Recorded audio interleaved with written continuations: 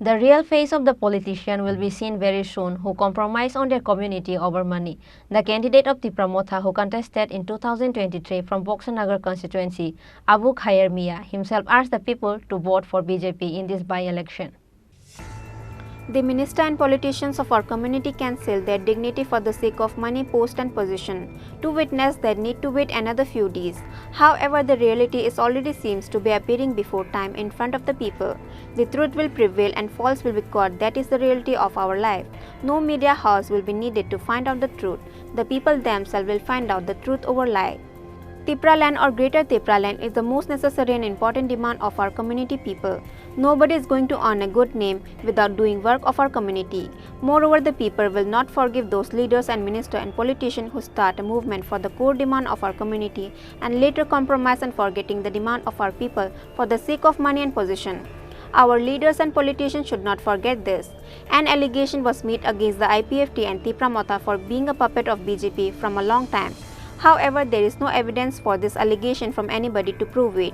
However, the Congress and CPIM has been making this allegation from a long time.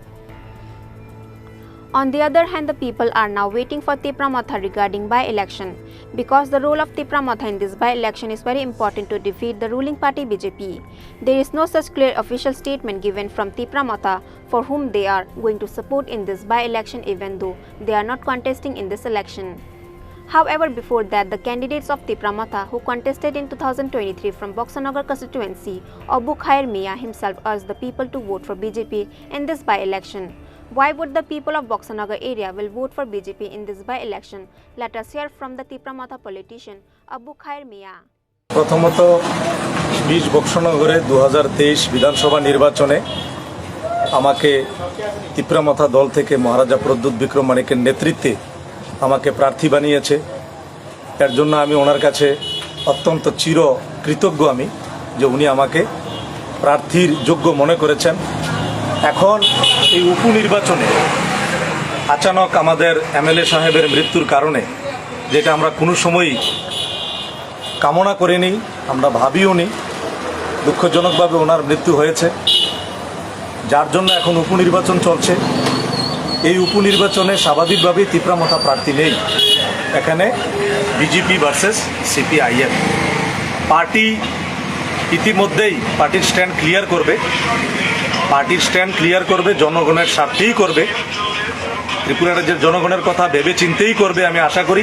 তারপরেও আমি রাজনীতির ঊর্ধ্বে উঠে আমাদের বক্সনগরের আধুনিক ব্যবস্থা বা ইনফ্রাস্ট্রাকচারের স্বার্থে, ধনপুরের আধুনিক ব্যবস্থা ইনফ্রাস্ট্রাকচারের স্বার্থে আমি বর্তমানে যেহেতু রাজ্যে বিজেপি সরকার, কেন্দ্রে বিজেপি সরকার, স্বাভাবিকভাবেই আমি চাই 2023-এ মানুষ ভোট দিয়েছিল সরকারকে পাল্টানোর জন্য, অনেক পরিকল্পনা ছিল, দেখা গেছে যে বিজেপি সরকার রিটার্ন এসেছে। তো কাজেই আমি চাই, এখন তো মানুষ সরকার পাল্টানোর জন্য ভোট দেবে না, সরকার অলরেডি বিজেপির প্রতিষ্ঠিত হয়ে গেছে, রাজ্যে বিজেপি, কেন্দ্রে বিজেপি। তো স্বাভাবিকভাবে এই এলাকার উন্নয়নের ধারাকে অব্যাহত রাখার জন্য, বিশেষ করে সংখ্যালঘু মুসলমানের আধুনিক ইনফ্রাস্ট্রাকচারের জন্য, তাদের আধুনিক স্কুল কলেজ পরিকাঠামো ঠিক করবার জন্য, মুসলমানের ছেলে মেয়ে কীভাবে অফিসার হবে, এগুলির স্বার্থে, বিশেষ করে মুসলিম অধ্যুষিত এলাকা বক্সনগর এবং পাশাপাশি ধনপুরও অনেক মুসলমান ওইখানে বাস করে, আমি আমাদের মুসলমান ভাইদেরকে, বোনদেরকে, মায়েদেরকে আপিল করছি যে রাজ্যে বিজেপি সরকার, কেন্দ্রে বিজেপি সরকার এই উন্নয়নের ধারাতে, মুখ্য ধারাতে সামিল হওয়ার জন্য বক্সনগরের বাসী, ধনপুরবাসীকে বিপুল ভোটে আমাদের বক্সনগরের বিজেপি ক্যান্ডিডেট, ধনপুরের বিজেপি ক্যান্ডিডেট, তাদেরকে পাশ করালে তারা অ্যাসেম্বলিতে যাবেন, এতে করে বক্সনগরের বিকাশ হবে, ধনপুরের বিকাশ হবে, গোটা ত্রিপুরা রাজ্যের মুসলমানের বিকাশ হবে। আমি এটাই বলবো।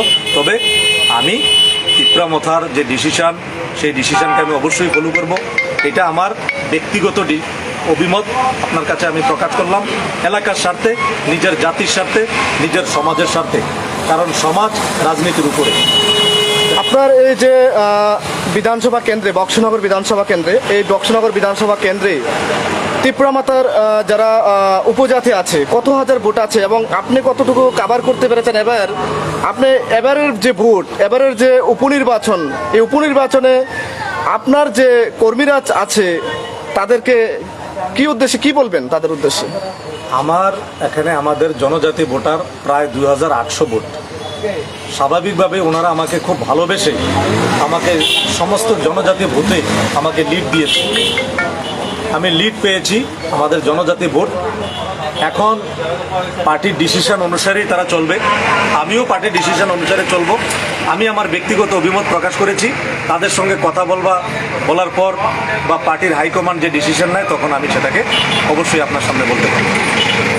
এবারের যে উপনির্বাচন এই উপনির্বাচনে বক্সনগর থেকে যে প্রার্থী হয়েছেন ওনার সম্পর্কে কি বলবেন? উনি কি এবার সিপিএম এর প্রার্থীর সাথে লড়ে কতটুকু ভোটে জয়ী হতে পারে সেই উদ্দেশ্যে একটু যদি বলেন।